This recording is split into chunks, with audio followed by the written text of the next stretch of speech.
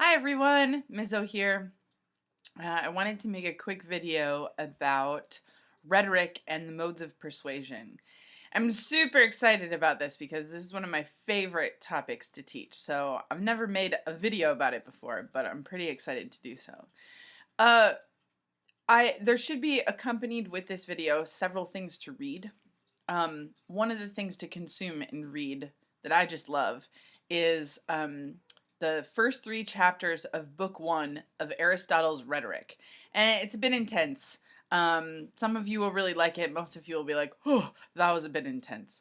At least try to grasp from it, right? So that what I'm then saying makes sense. Um, but that's where I'm pulling, most of this from and breaking that down. I also have probably linked a fantastic article by Jay Hendricks where he talks about teaching his kids the modes of persuasion or how to argue. And it's pretty great. He's got some great stories in there. So that kind of, once you get through Aristotle, that kind of like makes it all make sense. So Aristotle starts by talking about rhetoric. And I think his first sentence of book 1, chapter 1 is rhetoric is the counterpart to the dialectic. And the dialectic, go look it up, right? Because you'll be like, what? I kind of know what that is. But it's reasoning, talking. It's what the philosophers did, right? And they're sort of what they were known for and what they valued. And Aristotle is coming along and saying rhetoric, whatever that is, we're going to talk about it, is the counterpart to that. So you can't just have the thinking and philosophizing, but now this is the counterpart. If you look up the word rhetoric, the dictionary will give you a definition, something to the effect of the art of effectively speaking or writing persuasively. And I'm going to actually broaden that. Originally, rhetoric is often seen as words, right? So you'll often hear like, "Oh, I didn't like their rhetoric," right? Or my mom often says, "Don't make fun of my rhetoric," right? A set of words or words that are being used for a specific purpose, right? If you're paying attention to the election cycle, all of that empty rhetoric, right? So, but rhetoric has been expanded. I mean, there's visual rhetoric. You can have rhetoric in a lot of different ways. And so my definition that I often use is communication that concerns a persuasive nature, right? Or that has persuasion involved in it, right? And some theorists would argue that all communication at some level is persuasive. Not everybody agrees with that, right? Because there's kind of a line between when am I giving information, when am I actively persuasive. But many would argue that even when you're giving information, you're the one selecting it, you're the one crafting it, and that has a persuasive or biased tilt to it.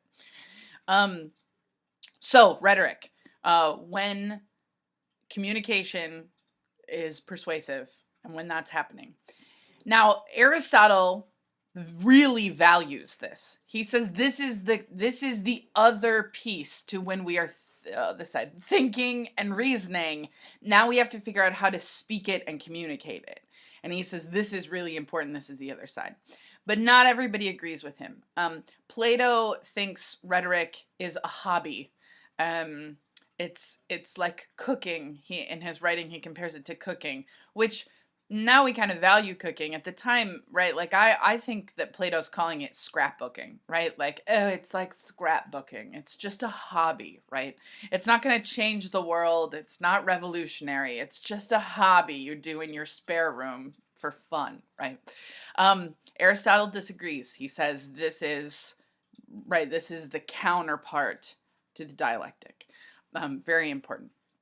And so the biggest thing that he talks about, you'll see that chapter 1 goes on to explain the definition and more of the definition and how he feels and contextualizes it. But the main thing that is associated with rhetoric are the modes of persuasion, are Aristotle's modes of persuasion. And you've heard of these, ethos, pathos, and logos. Ethos is credibility or character. It can get a little confusing because sometimes people want to match the E's, like logic to logos. And so they'll think ethos, emotion, but that's not it. If you want to do that, the word ethics works. So ethos, ethics, credibility, character, reputation. Basically how we value or think of the speaker or the writer. Pathos, emotion, and specifically how the speaker evokes emotion, and then logos, logic. So now I'm going to break down these three. So the first one, ethos, character, credibility. Couple things about ethos that are important. The first thing is, when does ethos begin? When does it start? So a lot of times when I ask this in class, people will say, well, when they start speaking. And then it's like somebody catches on and they're like, no, when they first get up to speak, right? Like when they first start to speak. And then I'll say, well, what if they enter the room funny, right? Like, do you build an opinion of a speaker before they even get up to speak? Oh, yeah. Well, what if you have emailed that speaker before you hear them speak? What if you read an article about them? Like, can you form an opinion before you even meet them or are in the room? So the example I use is, how many of you had an opinion of me either before you signed up for my class or before you first saw a video of me, either by an email I sent or by something you read or something you heard? Ethos begins, or ethos happens constantly. And it starts happening the first time that you understand or know something about the speaker, author, topic, etc. Specifically speaker. So I was teaching this in class the other day, and this girl said, actually, I'd heard some really weird things about you. So I was signed up for 2 classes, and I ended up dropping one. I kept this one, but I dropped one because I wasn't sure how much of you I could handle. She'd never met me. This was just listening from a friend of hers who had taken my class. That's ethos, right? Like credibility, character, persuading you to the point where you change your behavior because of the credibility or character or reputation of a person involved in rhetoric. So a next important point about ethos is that ethos happens. So ethos will happen. It always happens. The value is separate. So ethos can be happening whether it is positive, negative, or neutral.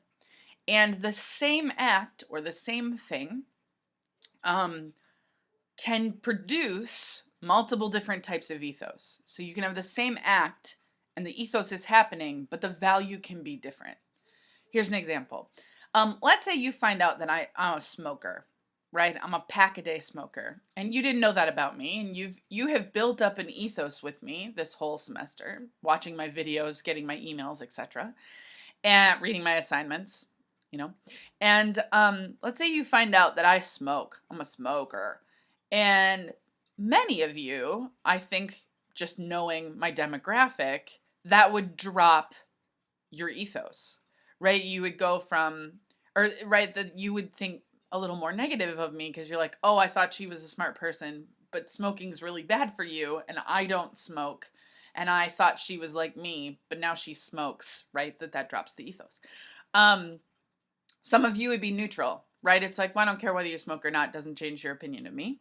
And then some of you, it might even raise your opinion of me. I smoke, she smokes, awesome, let's smoke together, right? And so do you see how the act happens, right? The act is a thing, but whether it is positive, neutral, or negative just depends, right? It depends on the person, it depends on the context and the situation. Another good example is my swearing. So I swear pretty much like in class. I not every other word by any means, but I have a broad vocabulary. My mother hates that. In fact, when she goes to see speakers, that lowers the ethos immediately if they use words that she thinks are inappropriate, right? Now, I have found that that is true, and I've gotten a couple of evals that are like, ooh, the swearing. Ugh. Some people don't care. But then I have had several people tell me that that raises the ethos because I talk like them, right? So I'm cool. I'm a teacher. I talk like them, right? So it increases my ethos. Um, and remember, ethos is happening all the time. So everything that you're doing is creating some sort of either positive, negative, or neutral reaction in relationship to your credibility, character, etc.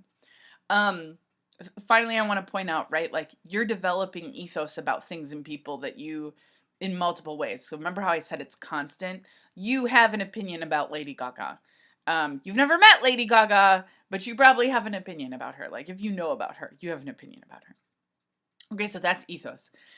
Pathos is motion, and specifically how the speaker evokes emotion. I think when we think of pathos, we often think of the speaker being emotional, right? So the speaker's up there going, right? Like if they're emotional, that's pathos. It can be that, but most often, pathos refers to how the speaker is evoking emotion. So if you go watch Bush's 9/11 speech, he's typical George Bush. He is kind of monotone, flat face, but that speech is so pathos filled. He's using words like justice and evil and terror. And after that speech, if you can put yourself right after 9/11, right, that speech made everybody want to go fight. Like, let's get them and let's build our country. And right, like it's pathos, very evoked a lot of emotion. So I'm going to do something, play along at your own risk because I'm going to try to evoke emotion in you, which can feel risky and dangerous. So be brave if you play along. I want you to imagine that, so think of a sibling or a boyfriend or a girlfriend or you know, somebody close to you. And think about why you love them and why they're close to you. So now I need a favor. I need you to run get me a soda. And probably the closest place to get a soda is that gas station over there. And from here, if you walk, it'll probably take you, I don't know, there and back 10-15 minutes. And I want a specific type of soda. I'll give you money so you don't have to worry about that. So will you go get the soda? Maybe ethos will make you go get the soda because I'm your teacher or I'm a nice person. And maybe logic, maybe I can convince you with my logic that I need a soda, right? But let's say I say to you, I have your loved one trapped in the next room, and if you don't go get my soda get here in 10 minutes or less, I will kill your loved one. Okay, so did you feel that? Hopefully you felt that. Hopefully you were playing along. That like, get the soda! Get the soda now! Now, logically, you know I don't have your loved one. And hopefully ethos-wise, you realize that I would never kill your loved one. But pathos, right? That pathos makes you move. That emotion makes you move. I often say that pathos comes from here, right? So that right when you're feeling that, let's go. Oh, let's make it happen. Ooh, I wanna change it. I wanna fight something. That's pathos. That's the emotion that's being evoked.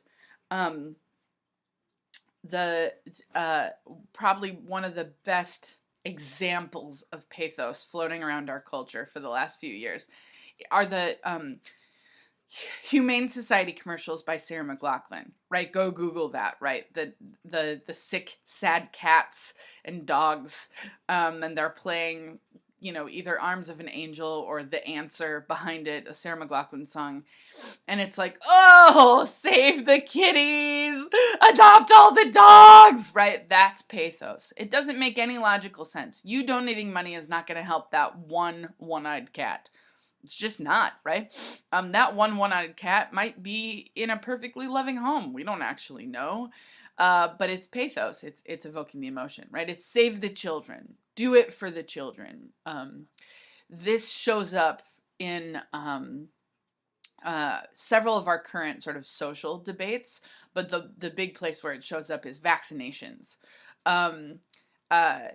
there's been, if you're following the sort of vaccination discussion in our culture, there has been study after study after study after study that says vaccinations do not have any link to autism. They don't cause autism. They don't influence autism. There is no scientific link. There was one study that was done by someone who is not certified or credible. This came out later.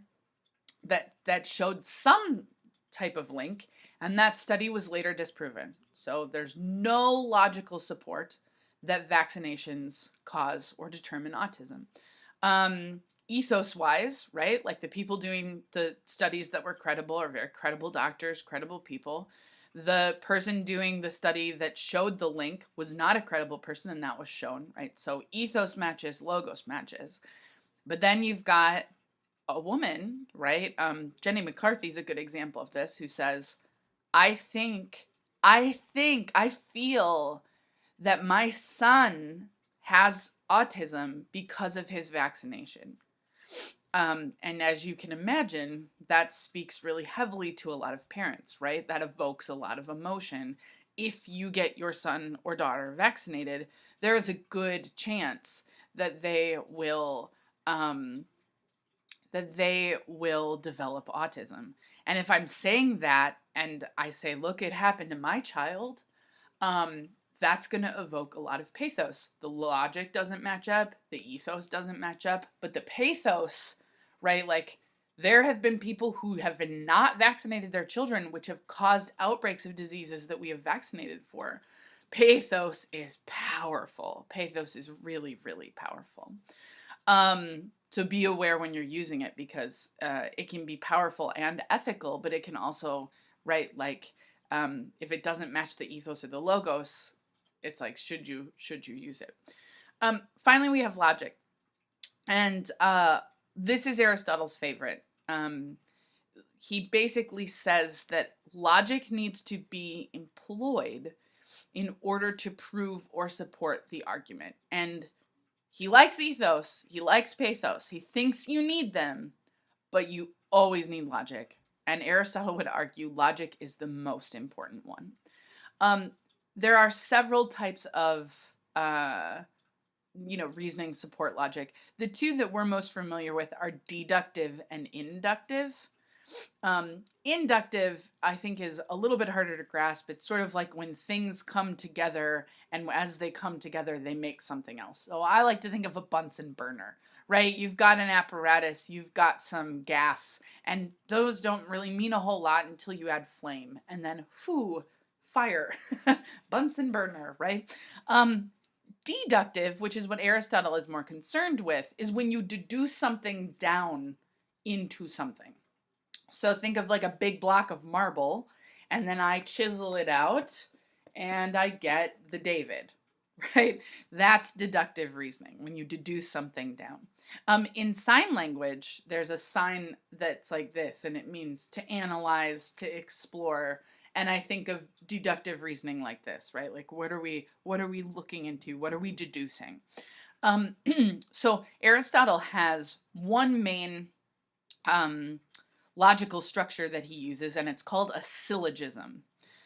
A syllogism is made of three parts: a major premise, a minor premise, and a conclusion. And it posits that if the major premise is true and the minor premise is true, then the conclusion also has to be true. Okay? So you've heard of these, right? There are two really famous syllogisms. One of them is, if A equals B, major premise, and B equals C, minor premise, then A equals C. Conclusion. If the first one's true and the second one is true, then the third one has to be true. To put it into words, the famous one in words is, all men are mortal. Major premise. Socrates is a man. Minor premise. Therefore, Socrates is mortal. These seem simple, right? They seem like, yeah, duh, duh. But when you start putting in other pieces, it basically sets up a logical pattern that leads you to a conclusion. One that I like to use is major premise. Gifts are given on birthdays. Minor premise. Today is my birthday. Conclusion. You should get me a gift. Right? Do you see how that flows? And I am convincing you to give me a gift, right? If the first one is true, that we give gifts as a celebrator, and the second one is true, that today is in fact my birthday, then the third one, you should get me a gift, is true, right? Now, syllogisms obviously break down, right? Because if you can prove or show that one of those aren't true, then, right, like if you can show that either the major premise and the minor premise aren't true, the logic breaks down and the syllogism doesn't hold. The logic doesn't hold, right? So if you say all mammals live on the land, okay? All mammals live on land. The whale is a mammal. The whale lives on land. If you're doing your research, that breaks down. That major premise isn't true. All mammals don't live on the land. So very rarely do we hear people, these are used all the time. Start listening to people. People are using syllogisms all the time. It's a basic logical structure to get you to do something or to believe something. But we don't often say them out loud, right? If I'm trying to convince you to go out to eat with me, I don't say, I am hungry. McDonald's sells food. Come to McDonald's with me to eat food. Like, I don't say all of those pieces, right? McDonald's feeds hungry people. We are hungry people. We should go to McDonald's. Like, I don't lay that out for you to try to convince you to go to McDonald's with me. Instead, I might say, I'm hungry. Want to go to McDonald's? And you have to fill in that McDonald's has food, McDonald's feeds hungry people, right? That, like, I want McDonald's. You have to fill in all of that. That's called an enthymeme. It's called an enthymeme when you say part of a syllogism. When you're just saying part of the syllogism, it's called an enthymeme. Enthymemes are used constantly. Start looking around. You'll hear enthymemes everywhere. And that can, lead to persuasion, certainly. But enthymemes can also be used to hide faulty logic, okay?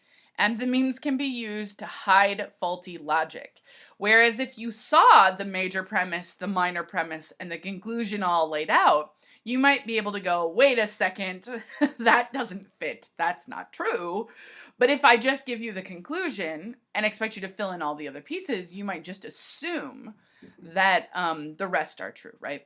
So there's this pretty good Parks and Rec episode where Sweetums, I think it's called Sweetums, the candy factory in town is making nutrition bars and they're selling them at all the local parks.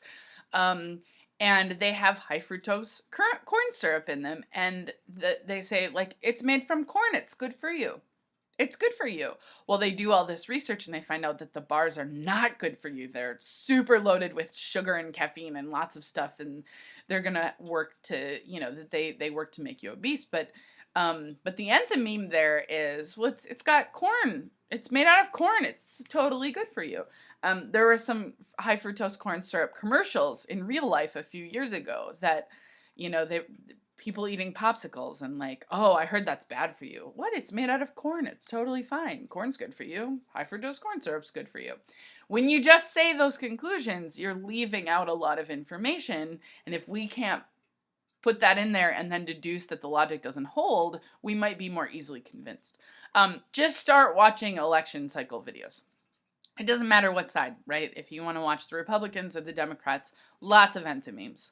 Lots of enthymemes, whereas if you start fact-checking or digging into that, you can see that their major premise and their minor premises don't hold up, and so therefore their conclusion isn't true, based on the logical structure, okay? So now there's lots more on logic, right? There's fallacies and lots of other models to use for logic, but that's the basic, right? And remember, a little side note at the end here, I think pathos is the most powerful. It's not always the most effective by any means, but it is definitely very, very powerful. So that's the one I am most interested in. But logic, right, is Aristotle's favorite, right? You know, the Bible first, faith, hope, and love, and the greatest of these is love. If Aristotle had that, it would say, you know, the modes of persuasion are ethos, logos, and pathos, and the greatest of these is a logos. He thinks it's the most valuable and can be the most powerful. So there's your little, you know, run through on ethos, logos, and pathos. Super powerful stuff. When I give this lecture, I often subtitle it Modes of Persuasion or How to Pick Up People at Parties, right? So this is good stuff. You've already been doing all of this. Now you just know the details and can do it even better.